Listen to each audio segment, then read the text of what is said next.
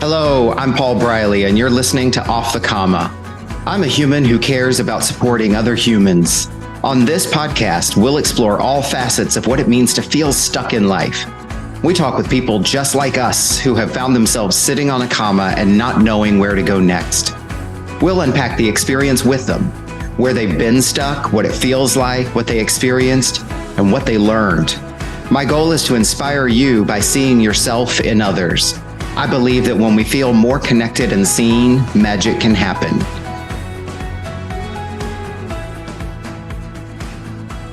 Erin, it's so good, my friend, to have you here. And I'm so happy I finally got you on the show, especially we've known each other for 2-3 years now?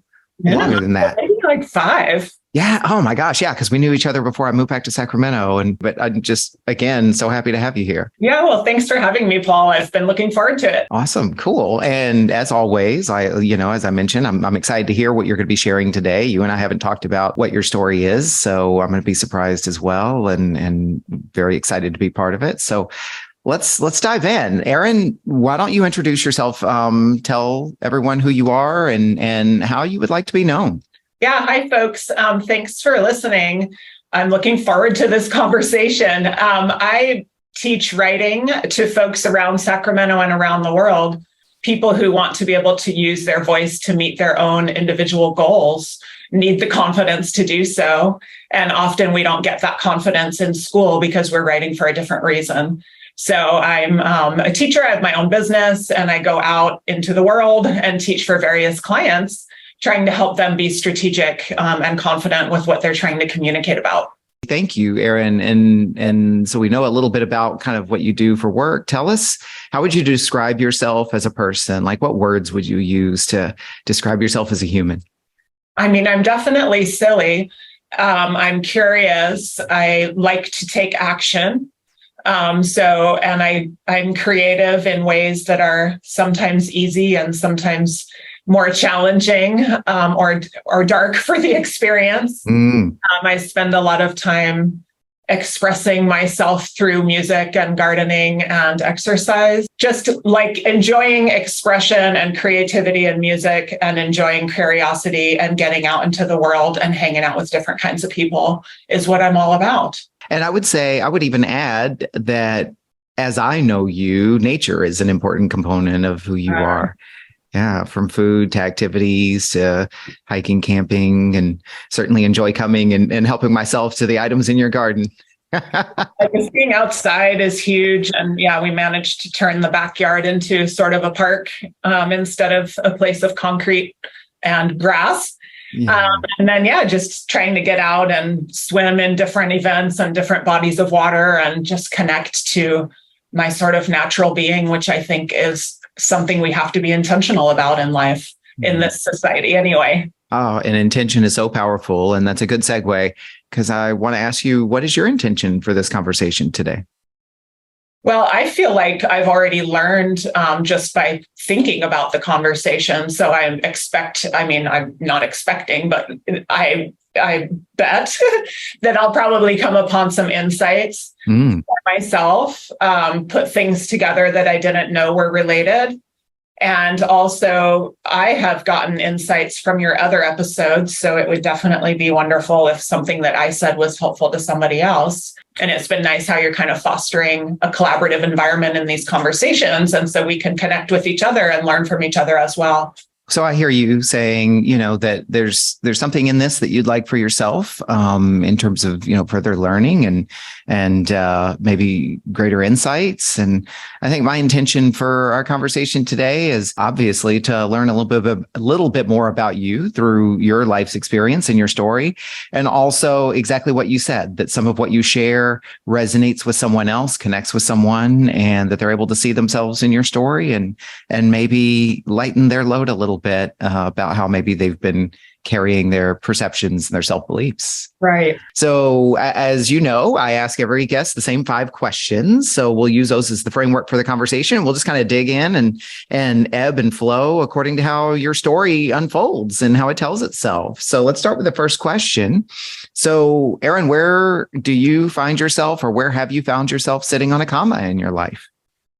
Yeah, Paul, I'm not even quite sure how to define it. And I think it has a combination of personal and professional issues and factors involved. But it's come to mind through some conversations I've had lately that really what I ended up doing with a career transition was part of trying to move, I'd say, through a comma or like re-angle the comma. I've always taught, but I've come to realize that as I used to teach within the confines of a school, which has some benefits, but a lot of drawbacks, I realized looking back, why did it take me 20 years to leave some fairly difficult situations professionally? And then I think that they are tied in with some personal situations that are difficult, and that perhaps it just took me that long to think that I had enough value to pursue a career that would bring me more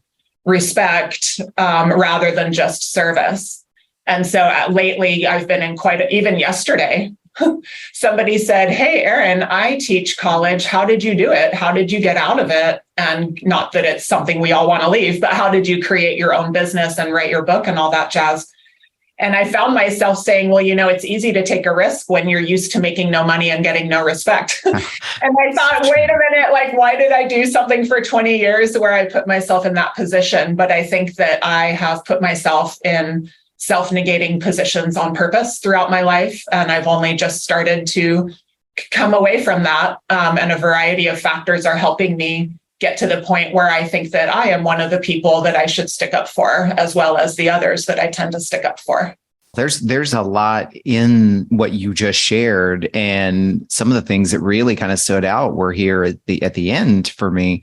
Putting myself in self-negating positions, and I don't remember the exact words you used, but being able to take a stand for myself is essentially what I heard, and stand up for myself in a way that reflects deserving. Exactly. And, you often, I don't think we realize these things, listening to some of your other guests, listening to conversations that I have with people who want to make a change, where sometimes I'm just talking with often other women who are kind of like, "Ooh, what did you do? Let's share tips," And I've started to realize, well, it's the psychological element, I think, that was harder for me. Then I don't have a problem taking risks. I'm happy to try a new job or go teach somewhere else, whatever.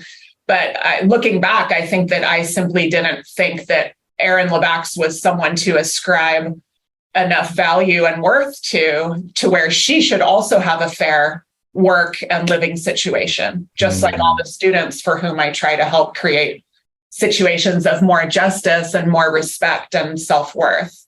Yeah. And I think when you put yourself consistently in a situation where you're getting dinged in those ways consistently, people may not realize, yeah, you can do something else, but it's not just taking the physical or financial or professional risks. It's thinking, am I worth it to do something like this for myself and to demand a different kind of treatment? You're describing this context of you've had this lifelong identity as an educator in an academic setting or arena, and had a goal or a vision for becoming independent and having your own business, writing a book. And what I'm hearing kind of as these overarching themes are, there's the thing, taking the risk and doing the thing and taking the steps. And then there's the identity, which is tied to, am I deserving? Am I capable? How am I as a person in that? Yeah. And I wonder, it's kind of a double-edged sword. Of course, we all respect, or we should, in my opinion, education and learning, and teachers are doing something amazing, right? Whatever it may be that someone teaches, whether it's academic or something else. And yet I started to wonder, is there something about me that consistently looks to provide service rather than my own achievement or ambition? I want to be ambitious in certain ways. I'm not extremely oriented to capitalist kinds of ambitions, but at the same time, to only be allowing myself to do something that is really service to others. It's interesting, right? After a number of years, I wonder why I was willing to sort of put up with that treatment and maybe even think, well, I should be doing service. I need to do that to make up for whatever it is, Yeah. Erin, it seems like, and you tell me if I'm misstating this, but it seems like you might have in your mind created this separation of definitions that being in service to others and being in service to yourself were two separate things. Well, I don't think that they are. And I don't think I went into it with that knowledge. But I think when you get extreme, it can become unbalanced. And so over the years, I started with teaching high school. I always sought to teach in the most underserved areas to be of the best service possible. And I did this because I went into education for political reasons, to try to contribute to an equal society by giving people tools that they need. So I always wanted to teach in the most resourced schools. And that's awesome. And it was super fun. I learned everything from my students, including how to teach.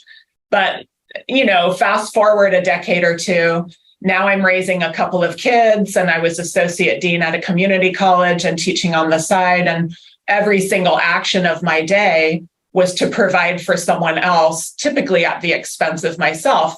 And I started to think, is there something about this that you need, Erin? Is there some reason that you seem to think that you have to put yourself last and make sure that you go from serving and helping and supporting all day and come home and do it all night? I mean, many working parents have had that experience, depending on if your role at home and at work align maybe a little too much, like I think mine did. And so by the end of it, it was honestly, people say, what made you go out on your own? And it was, again, like everything else, I learned it from my students.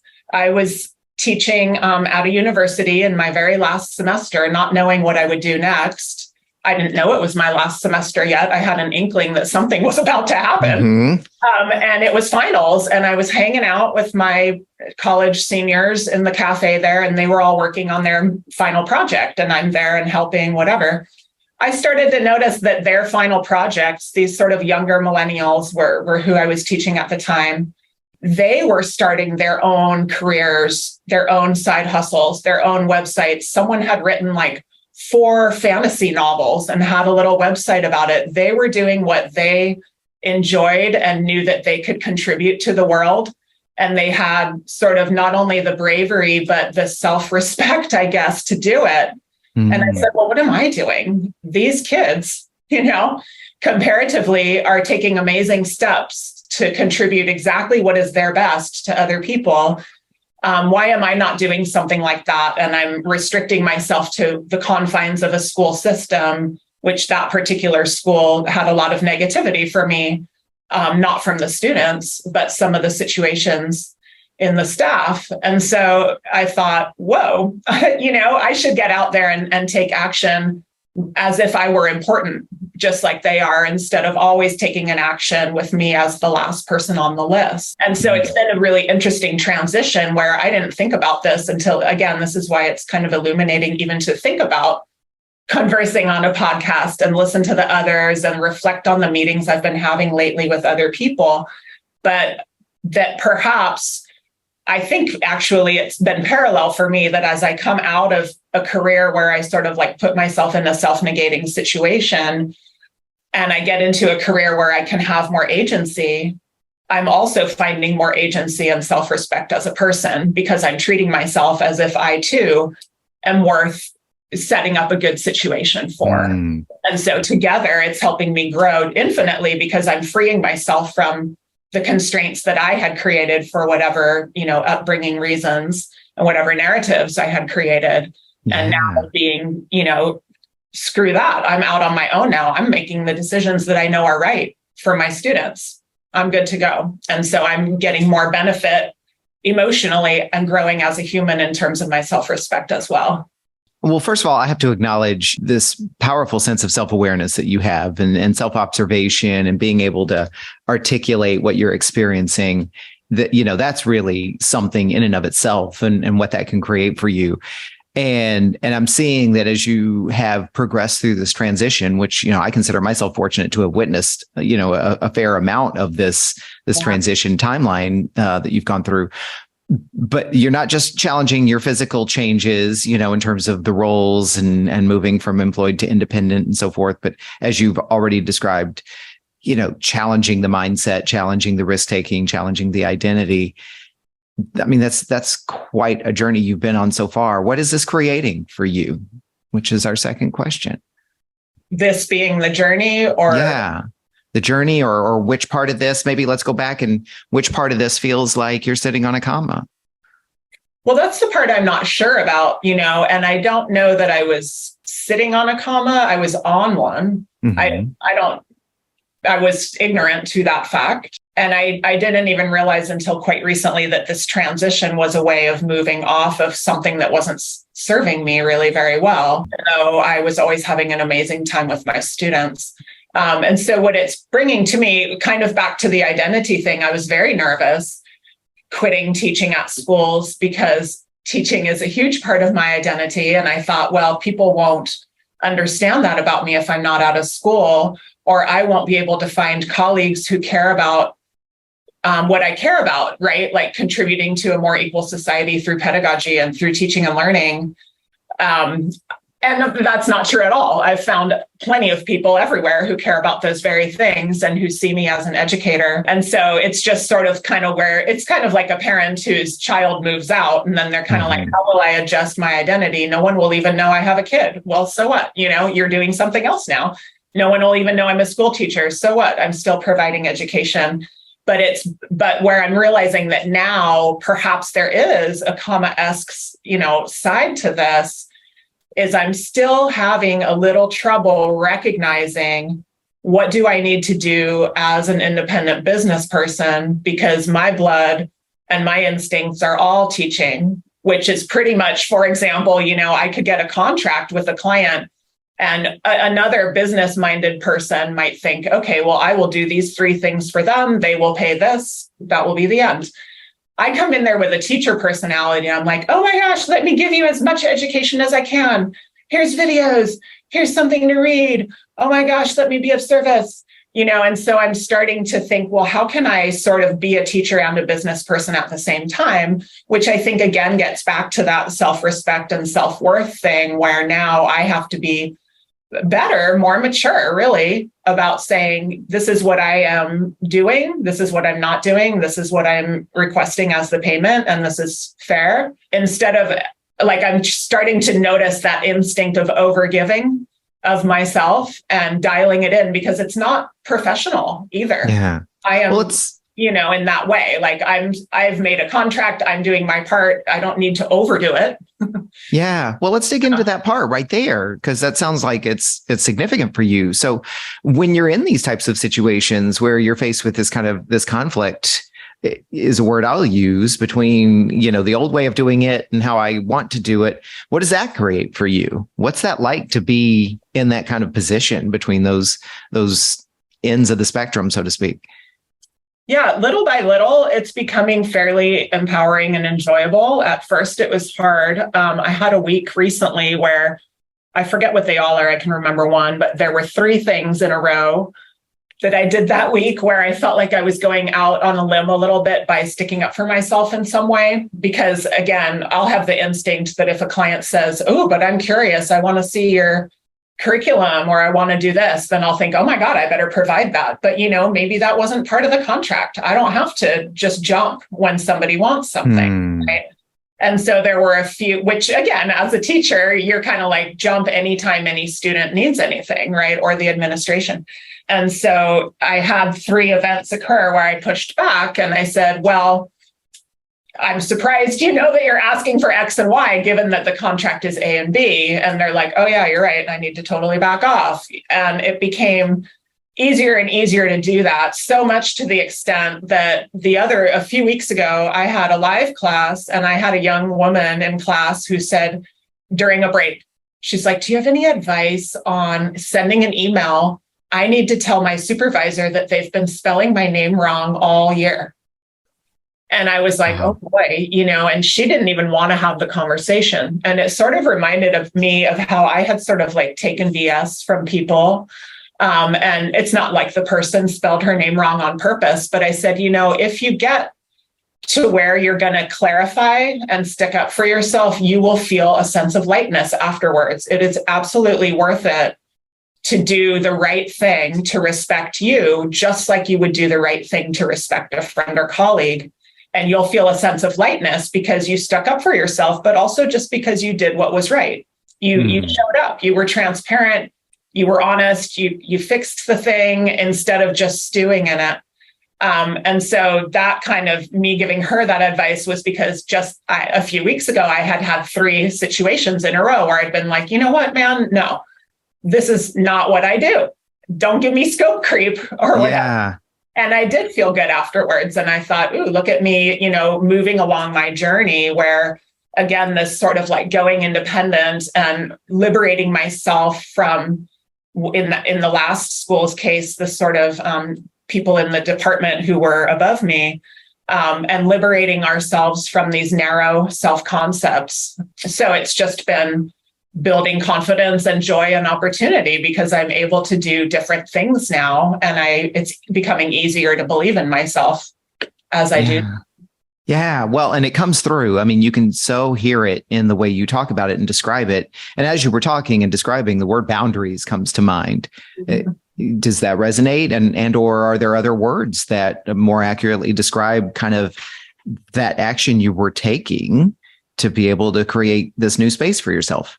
Yeah, it is a boundaries issue. And I think when I was kind of in the beginning, I was talking about how the personal and the professional for me, I think were intertwined, like finding a way to address personal narratives by punishing myself in various ways, And so I had not had boundaries personally, professionally, family wise, whatever. I was just always believing that I was the one with the less worth and needed to serve the other people. And so part of it has been, as you realize, right, getting out into the world and doing what you're good at and seeing how good at it you are. I need to protect my own interests in order to continue to provide that empowering education. So I want to protect myself so that I can protect others. And it's become much easier to set boundaries because I don't know, maybe I just got old, right? And I'm like, I'm sick of this, Yeah. Well, and only you would know. You said something really important I want to come back to. I need to protect myself so that I can protect others. And that seems like that's pretty significant because earlier you were talking about how you were all in service to others and left wondering, what's left for me to be in service to myself. It seems like all of this is related. I know, it's very confusing. Yeah. And I've had a couple events in my personal life where I am the person who ends up having to protect someone else from a dangerous or unhealthy situation.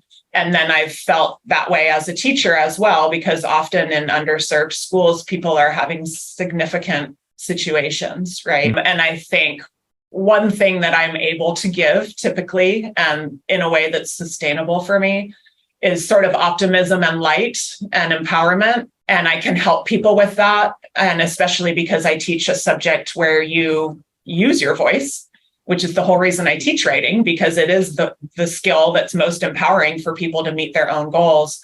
And I went into it for that reason. But yeah, as long as I keep the balance, I know that I want to protect or boost up other people. And I know that I can, and that I enjoy it as long as I don't deplete myself. So now I think now that I'm no longer suffering the sort of disrespect of my last college situation, which had a little bit of, sexual harassment, classist approaches, and some of the yucky things we find in academia in general.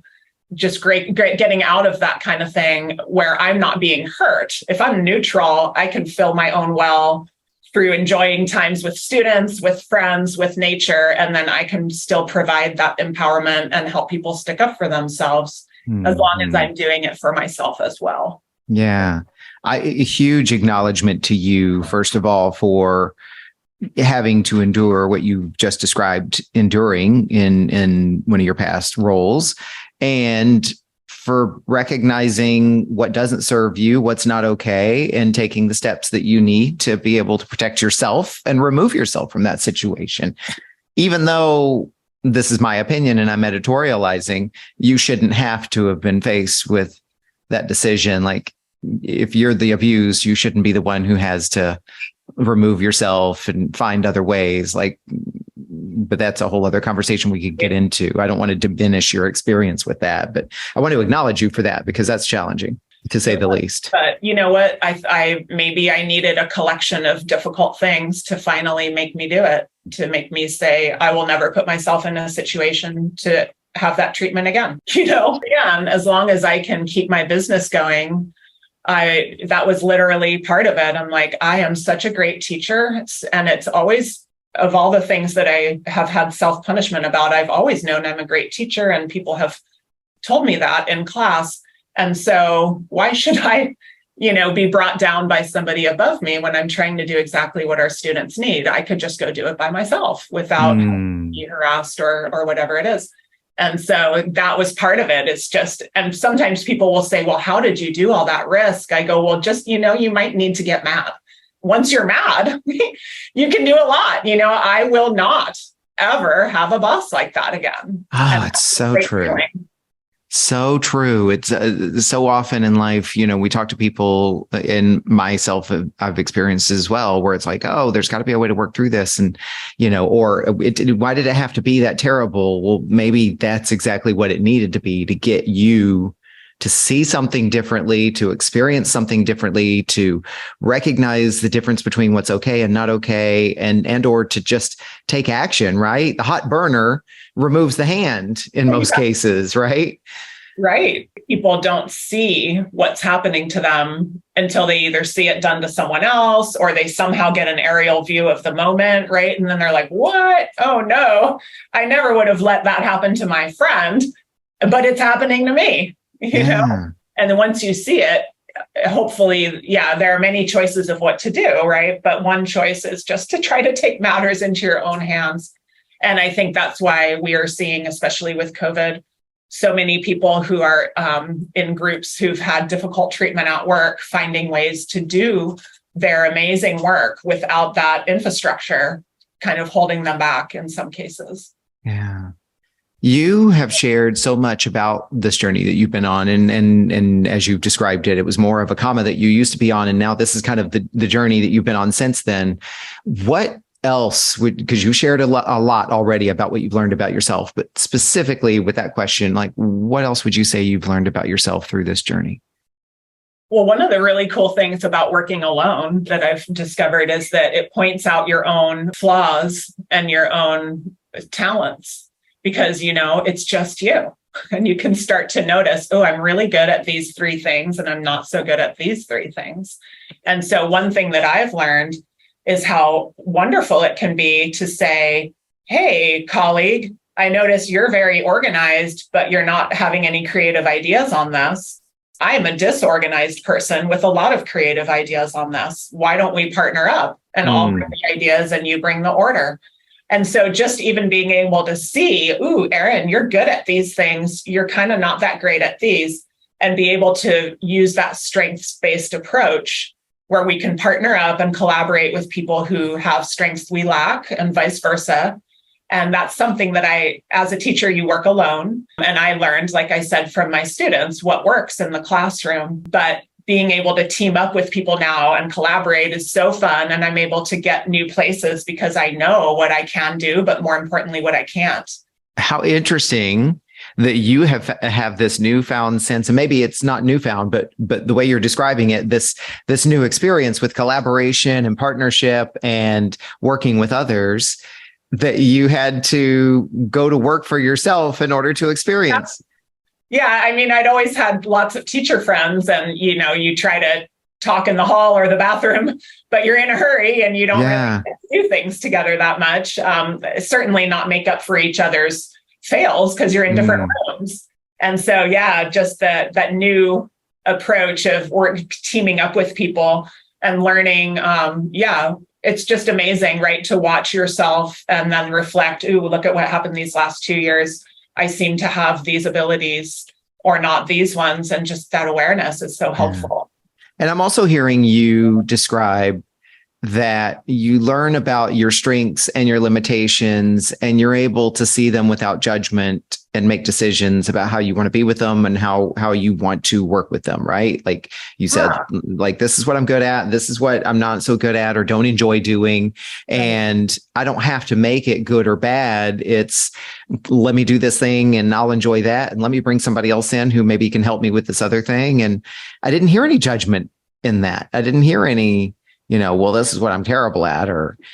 Yeah, I mean, I don't mind being bad at some things because I find that typically the thing that I'm bad at is like the flip side of something that I'm good at. It's the consequence of a strength of mine is that I'm not so good in this other area.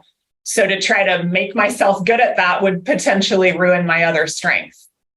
Wow, that's interesting. Tell a little bit more about that. First of all, well, selfishly, because I want to hear more about that. And I think that might be something that's going to resonate with some folks. What do you mean by that? Well, I'll just take like maybe an example. Oversimplifying could be a little bit what I was alluding to with that other example. Like I know that I'm a good risk taker, I'm optimistic, and I have a lot of ideas. And I'm a hard worker and ready to take action. But I also know that I'm not good at planning. I mean, I'm good at planning curriculum, but like as a person, I don't have notebooks with items in them that are in a row. I'm not linear. I'm not organized. That whole area is just not something that I'm good at. And I know that if I were to say one day, ooh, let's be linear and organized today and do all these things in a row the way an organized linear person would do, well, maybe I would have gained that strength of theirs, but it would have been to the detriment of my sort of weirdo things that come out when I'm being disorganized. And those are where I get the ideas for class. Like I get my ideas for new disciplines, new curriculum, new activities through my sort of wild and creative and unorganized thinking. And I have to wait and the idea pops up. And if I would have put myself on a schedule with a calendar and called myself successfully organized, I bet you I never would have gotten there that day. So I've actually had to think.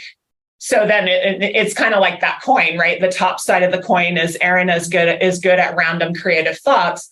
The bottom side being, well, therefore she's not that good at like orderly linear thoughts. And that's just the flip side of the same thing. And I would rather have the strength than fix that weakness because I need that strength. If there's a weakness that's bad enough that it's hurting me, then I'll make a different choice. But typically when I see a weakness, I go, oh, that's actually because I'm good at the opposite thing. So I'm literally going to Venmo you for that. That's some of the best coaching I've gotten this week. You have me asking myself a question now. What things am I struggling so hard to change about myself that it's actually taking away from the thing that would serve me best? I'm going to spend some time with that. Yeah. Well, and I bet so many of us do it because we walk into society and they say, you have to have a checklist and do these 5 things to be considered valuable. And if we're so busy trying to do those 5 things, our natural talents are getting shoved to the back. Yeah. Well, here's another example, right? And this comes up in some of the corporate work that I do too, right? And I'm not making this good, bad, right, or wrong, but this is something that we all see. And we talk about this in my sessions all the time about emotions in the workplace. You're too emotional, right? You're not supposed to be so emotional, blah, blah, blah. And we can slice that pie 1,000 different ways, but I'll tell you some of the most important advice I ever got. Was it advice? Anyway, I took an assessment and, yes, I'm a feeler. Like I feel all the emotions, all of them, and extensively, and I'll absorb emotions from other people. And in the workplace, though, I was led to believe, or I had a belief that was not okay. You didn't show your emotions. You didn't talk about your feelings and so on and so forth. This was younger in my career. Yeah. And then, this whole team takes this assessment. And of course, I come up high on the feelings. And then the whole facilitation and dialogue was around, okay, they can be overused and they can work against you, but the majority of the time they're probably serving you better than you even recognize. And you have an obligation to bring those forward, right? So this is just one example of what you're talking about. That very thing you may be trying to push down or to stifle, or back to what you shared with us earlier in the episode, trying to set aside in order to be more in service to someone or something else, that thing may be the thing that you're most neglecting and needs most of your attention and may need to be brought forward more. It may be the very thing that makes the service the best that it can be. Yeah. And from that very factor, like your idea about not being, being told not to be emotional, and especially as a male. I mean, I have so many male students who tell me that they find that so constraining, right? To try to not sound emotional at work. Geez. But that example, that is a perfect example of it might be exactly what's needed. What if you're on a team of 4 people and you're the only one who's thought about the potential emotions of the people receiving the product or the message? Meanwhile, everyone is saying, oh, Paul, you should be as generic as possible. Don't be emotional. We have no one with that wisdom on our team. Right. Or another same example, right? You might be, if we stay in this emotions vein, you might be on a team and everybody else is analytical and we all 4 agree, okay, let's go as fast as we can in that direction. And I'm the only one in the room who says, my gut tells me something bad is going to happen. And, and we're all headed off of a cliff, right? That's so right. you just never know. So, Erin, what has changed for you as a result of kind of this journey that you've been on? What would you say what has changed for you? Very interesting. I mean, probably the biggest thing that's changed is my peace of mind, which makes me better at many things, being a friend, being a partner, being a teacher, where I'm not constantly beating myself up in the background or having fears about I'm not worth this or whatever it is. Somehow, and I'm still trying to figure out how, this sort of simultaneous, you've got the professional, like go ahead and treat yourself like you have worth because you're good at teaching. And I know where I got that idea too. It was when I taught internationally. So that might be something to come back to. But the professional change, at the same time as I'm recognizing, perhaps just because of age or because I moved and my kids moved out and I'm back in the state with my parents, whatever, some kind of life moment or whatever. And then in my case, it's kind of weird, but I'm just going to say it because I think other people probably have these things too. As you brought up, I'm very nature oriented. I'm very physical. I'm always moving around. I have all of the problems that exist, I have them in my body. So I have kind of some issues with part of my body that comes from these psychological difficulties from the old days. And as I'm working through the career change, the self-concept change, I'm also working through that. And they're all lifting together. Like as I bust out a part of my back that typically holds fear very, very tight, by just doing yoga or whatever is swimming or whatever it might be. And I'm treating myself like I matter that day. And I'm having healthy thoughts. Little by little, it's as if I'm basically recovering as a person and turning into somebody who knows how to be mature and put themselves first in a healthy way. And take on life with just more peace of mind and less fear. And so that's just, I never had even hoped that it could get to this point because life had been very difficult on an internal level before, and it's changing, and it's amazing to live in a way where you're kind of like, I'm kind of enjoying just being alive. Yeah. I got a visual as you were describing that of like all these things. When you said they all lift together, they all rise together, this visual of you're slowly refilling this pond within which the boat was stuck in the mud. And the more you put into the pond, the sooner the boat is able to float and sail again. Yeah. But from so many angles at once, so you can't even track it. So it's kind of like for all of us, for self-care and self-actualization, there's so many angles. Like, are we empowering ourselves physically, emotionally? What are we trying to do to be able to believe in ourselves and put our self-worth first? It's a multifaceted approach, I think. Multidimensional. Powerful. And again, so well stated. You're very in touch with what you're experiencing and how to describe it. That's just really cool to see. And it's also helpful for someone like me to be able to kind of then to do a little self-referencing and say, okay, well, how can I apply this in my own life? So that's been really cool. Let's go to this last question then. So what does getting off the comma look like for you? And I recognize based on, what you shared already and kind of how you approach this question, maybe it's not directly an answer to that, but I'll put it back in your hands. What does getting off the comma look like for you?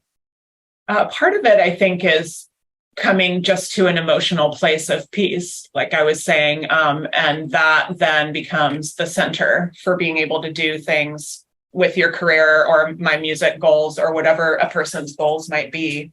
But I think also I'm still figuring out, I am still a teacher, but now I have really the fun of being a business owner too, because you get to problem solve every day. And I'm still figuring out exactly who I will be in this new realm, because I'm still figuring out how can I bring my education to people around the world.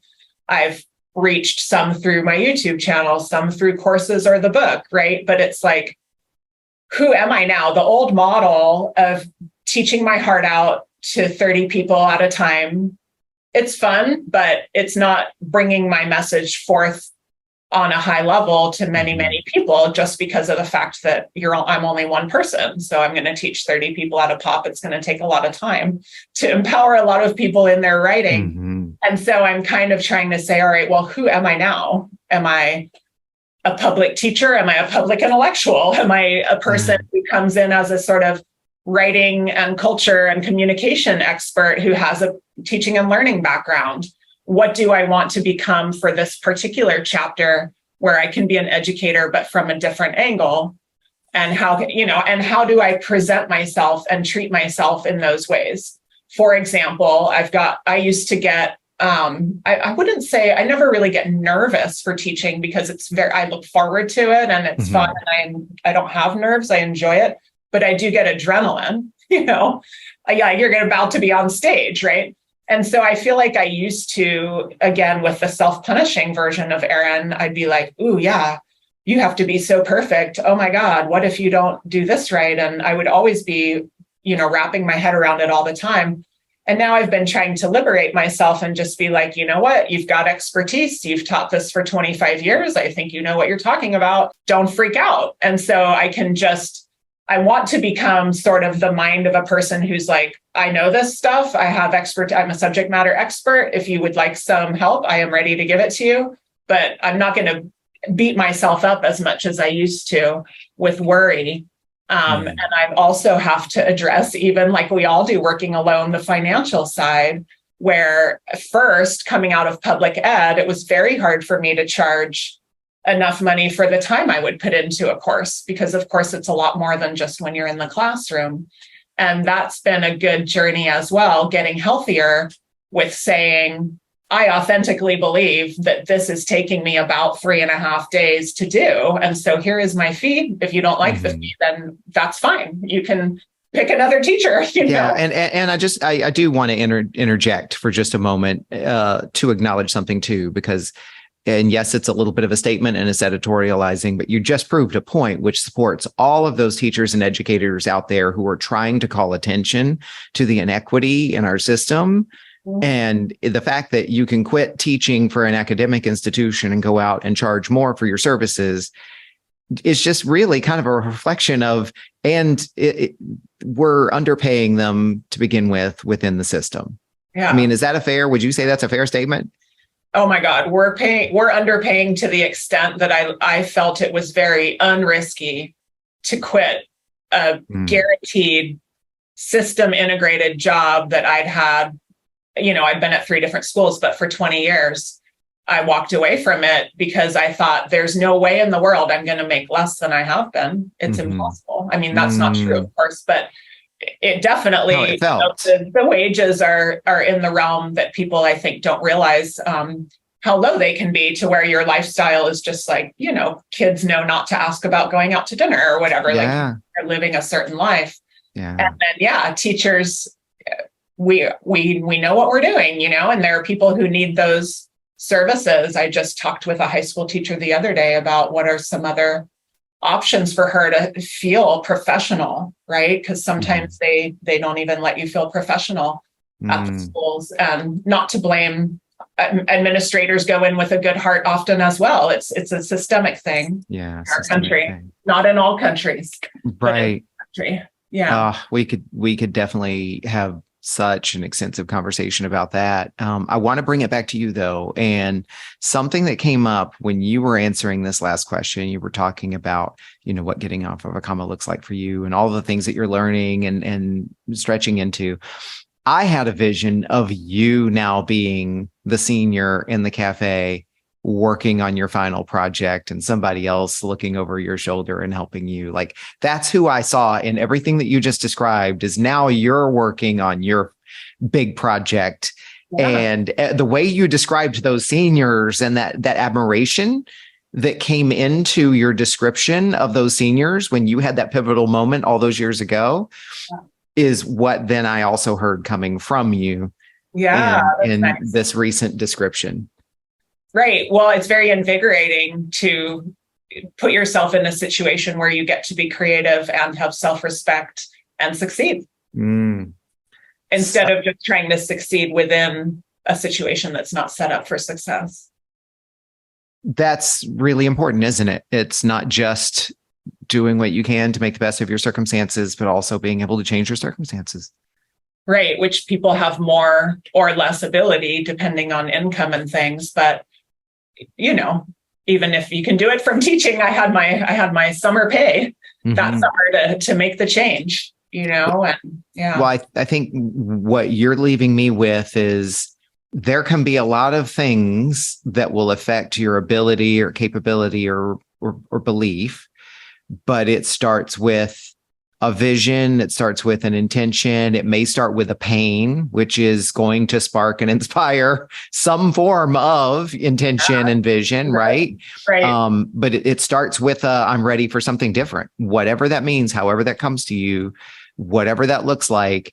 If it presents itself, it is a door. And it's not always going to be glamorous. It's not always going to be, butterflies and birds and sunshine on the other side. But if that door opens, there is an opportunity there for you. Mm-hmm. Right. Yeah. It's okay to step in or even try to shape the door a little bit. Yeah, I love that. Erin, as we wrap up, what would you acknowledge yourself for today? Well, I do think it's cool that I'm a risk taker, because I know that that's hard for a lot of folks. And I think that has led me to this point. And I think more people can do it by thinking less about other people's perceptions. And also just by realizing, there is no way forward but to step. There isn't a way for somebody else to make our lives better, really. We have to be the ones to say, well, if I want it, I have to go take the chance. And so I think that's something that I'm glad again, back to like strengths and weaknesses, where I have quite a few weaknesses, but that strength is so important and so rare, because a lot of people fear risk, that I wouldn't want to, go quote, fix my other weaknesses to the detriment of that strength, because I sure do need it, or I would never be here. I wouldn't have gotten to this point. Yeah, that's powerful. That's a really good takeaway. Again, putting that in my notes here as well. Thank you. So, Erin, tell us, how can people find you? How and where could people find you? Yeah, well, I would love to connect with people. I'm on LinkedIn. I love talking with folks who are trying to take a new step as well, or educators looking for new ways of doing things. So hit me up on LinkedIn, or if you would like to just hear a little bit from me on your own, you can go to the High Value Writing YouTube channel, website, or book. And I have my voice in there kind of trying to walk people through how to be confident about their writing.